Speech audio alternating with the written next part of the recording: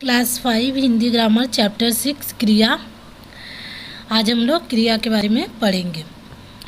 गर्मी का दिन था, आसमान में सूरज चमक रहा था। कड़ी धूप में एक मजदूर पत्थर तोड़ रहा था। उसके तन से पसीना बह रहा था, फिर भी वह खुश नज़र आ रहा था। उसे देखा तो लगा कि शायद मेहनत करके अपना पेट पालना ही उसके जीवन का लक्ष्य है। ऊपर दिए गए अनुच्छेद में आए रंगीन शब्द काम के करने या होने के विषय में बता रहे हैं। जिस शब्द से किसी काम के करने या होने के बारे में पता चले उसे क्रिया कहते हैं। वह शब्द जिससे कोई काम कर रहा है या काम हो रहा है उसको क्रिया कहते हैं। जैसे वह खाना खा रहा है, मैं पढ़ रहा हूँ। मुख्य क्रिया, सहायक क्रिया। मुख्य क्रिया हुआ खाना खा रहा, सहायक क्रिया हुआ रहा है। मुख्य क्रिया मैं पढ़ रहा हूँ, मुख्य क्रिया पढ़ रहा हूँ। सहायक क्रिया, सहायक क्रिया की सहायता से ही मुख्य क्रिया का अर्थ स्पष्ट होता है। इससे ही वाक्य पूरा होता है।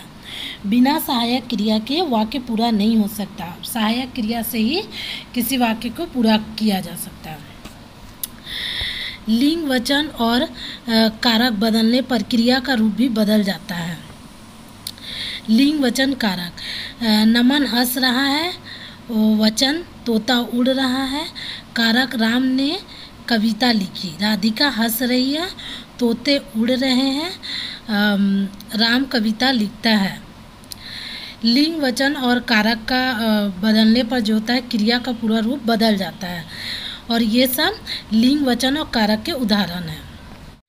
क्रिया के दो भेद हैं, सक्रियक क्रिया और अक्रियक क्रिया। सक्रियक क्रिया ऐसी क्रिया जिसमें कर्म पाया जाता है, सक्रियक क्रिया कहलाती है। इसमें कर्म का फल कर्ता पर पड़ता है। वह क्रिया जिसमें कर्म पाया जाता है वह सक्रियक क्रिया कहते हैं उसको।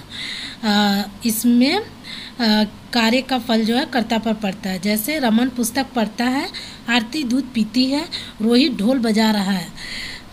ये सब सक्रियक क्रिया में आते हैं। सक्रियक क्रिया की पहचान क्या प्रश्न करके भी की जा सकती है। रमन क्या पढ़ रहा है, पुस्तक, आरती क्या पी रही है, दूध, रोहित क्या बजा रहा है, ढोल।